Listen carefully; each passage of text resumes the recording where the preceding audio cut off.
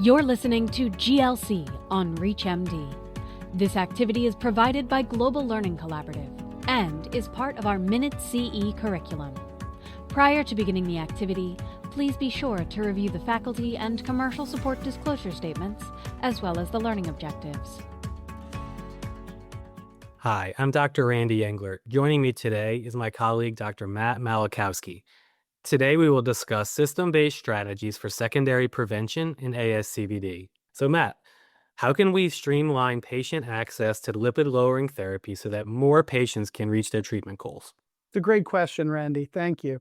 Streamlining access to therapies for the patients is really important to be able to obtain these LDL-C levels that we need to ensure appropriate outcomes. The goal is to remove as much friction from the system as possible and make it easier for the entire care team and for the patient to ultimately do the right thing.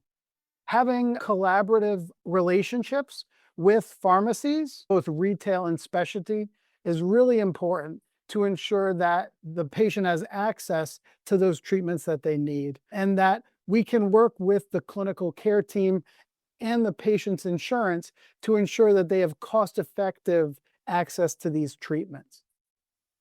There are a lot of different entry points where these patients can be identified, and so ensuring that there are workflows that can connect all of the clinical resources at your health system and the surrounding care environment with the pharmacies so that that clinical information is available when necessary to complete the prior authorizations and ensure that the patient can have a safe and successful journey. This is generally done in sequence, which has been mentioned in previous episodes. And so being able to explain that escalation in care, being able to have a timeline associated with that, and ensuring that the entire team understands that process is instrumental in making sure that the patient also does not become confused or does not understand what is the appropriate next step in this care delivery. There are multiple processes that many health systems utilize to remove this friction from the system. Many practitioners have heard of Lean Six Sigma, and there are different quality processes such as iterative PDSA cycles that can continue to improve opportunities to remove friction between the patient and that care. Starting with our HEDIS measures and statin therapies, progressing to injectables such as PCSK9s, and in certain patients, it may be as nuanced as switching between medications within the same class to get that appropriate effect. Here in Louisiana, we have some very specific genetic abnormalities, such as primary familial hyperlipidemia, specifically in our Arcadian populations. And so identifying these patients that are at high risk of ASCVD events, and then being able to get appropriate treatment that may be some sophisticated movement approved through the patient's insurance will increase the patient's chance of a likely perfect outcome. And that is going to require care coordination. That's going to require communication between the pharmacy and the care delivery team. And that's going to require that the patient understands, why these pivots are occurring and that they're also bought in. By escalating this therapy, driving those LDL-C outcomes in the primary care department in order to avoid primary ASCVD events, and following a possible ASCVD event to minimize those secondary events, that can really help your patients, your organization, and likely your quality metrics and shared savings contracts as well.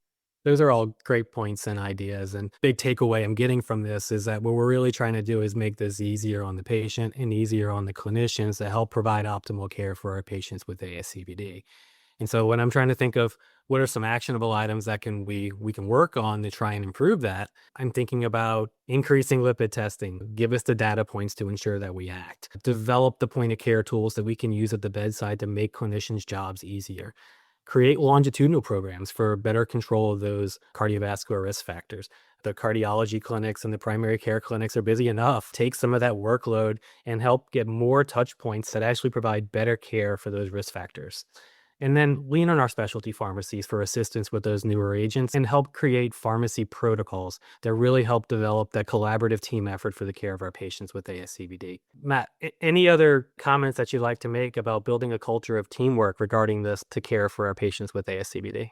It's a great question, Randy. And I think that upstream in our primary care departments, the more we can do to make it easy to access the right things, the more successful our patient's going to be. The more that we can build into our EMR and have a buffet of options for our clinicians to choose from, that's going to decrease the decision fatigue, and it's going to help expedite those laboratory values that we know are really important. And again, embedding as much as we can in the EMR, hard coding it so that this exists both across geographies, across geographic regions, and across time. As new clinicians come to your organization, as residents graduate from practice, the more that you can standardize and build into the EMR, and the easier it is for you to serve those options up to your clinicians and ultimately to your patients, the better, more standardized long-term outcomes you'll be able to produce.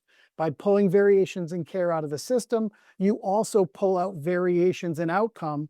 And if you're selecting out best practice, you're also going to be selecting out those best outcomes. And there are lots of different population health and quality improvement teams around the country that can support you in those change management efforts and set you and your team up for success. Those are more great points. And so my big takeaway from all this is involve our pharmacists, involve our nurses, involve the cardiologists, the primary care docs, involve all the members of the ASCVD care team, as this is where we're going to provide the most optimal care for our patients with ASCVD.